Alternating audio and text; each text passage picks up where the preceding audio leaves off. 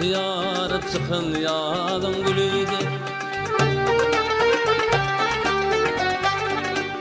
Adatından yanıp çıkın gıyıl.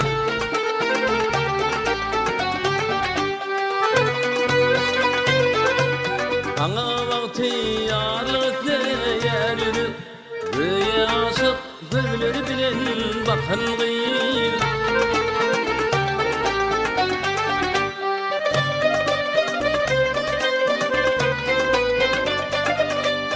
Aydamla yıktır senin cemalın, aydamla yıktır senin kemalın.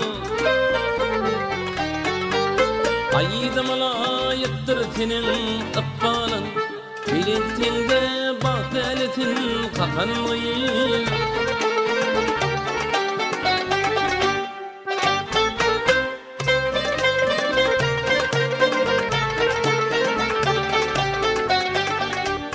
Bayram günü gördüm olum dofadan. Ağında çal yardım ot beni yardım.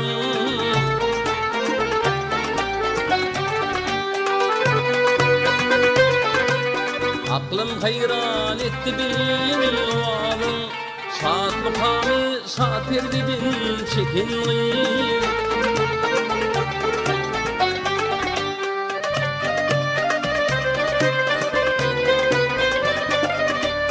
Aydamla yıktır senin cemalın, aydamla yıktır senin kemalın.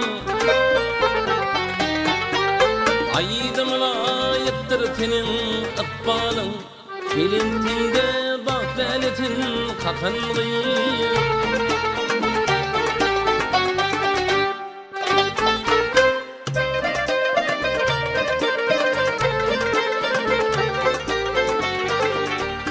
Yüreğinde düreptin ay bilin günün.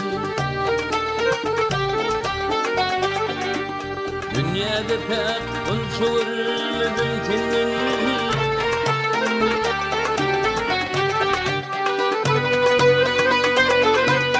Yerine çaysan daydıman menin.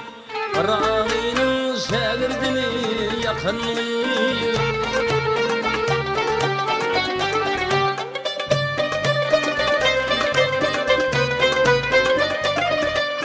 Aydamla yıktır senin cemalın, aydamla yıktır senin kemalın.